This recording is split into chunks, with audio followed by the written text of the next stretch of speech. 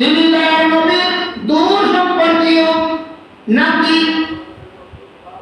তিনি পায়ে হেঁটে হেঁটে মদিনা মুনাওয়ারায় আসতেছে।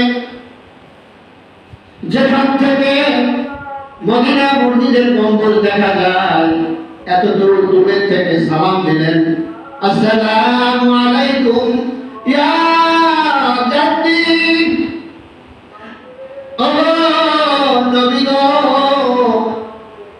আমি আপনার নাতি সম্পর্কীয় আপনার কাছে সালাম দিলাম, আসসালামু আলাইকুম ইয়া জাদ্দি।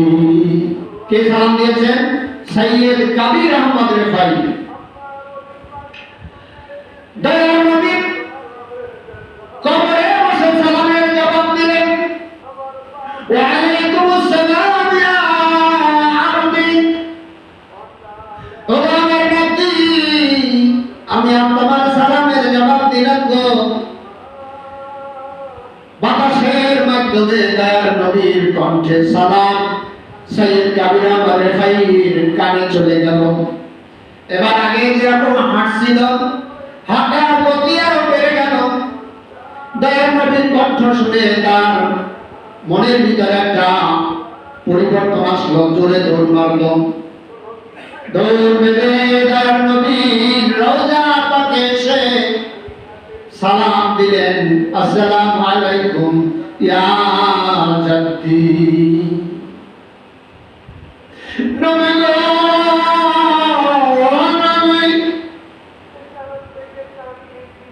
আমি আপনার দূর সম্পর্কীয় নাতি, আমি আপনার কাছে একটু আবদার করব গো, একটা অনুরোধ করব গো। ও নানা,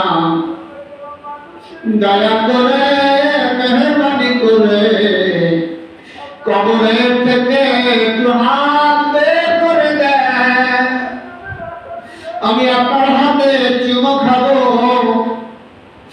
আর আমি আপনাকে দেখে ক্ষুধা নিবারণ করব। নবী গো, এই আবদারটুকু আপনার কাছে করলাম। বাবার কিতাবে লেখে এই আবদার করার সঙ্গে সঙ্গে কবরের থেকে দয়ার নবীর ডান হাত বের করে দিলেন।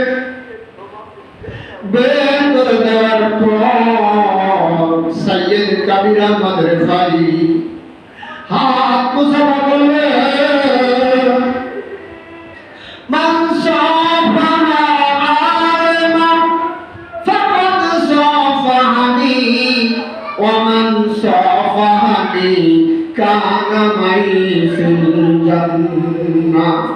বাইরামান যখন আত্মসভা করলেন, ওই সময় হজের মৌসুম, হজের সময় লক্ষ লক্ষ লোক হজে আসেন। ওই সময় আমাদের জানান পীর দস্তগীর হযরত আব্দুল কাদের জিলানী, তিনিও ওই হজের মৌসুমে হজ করতে গিয়েছিলেন। তিনিও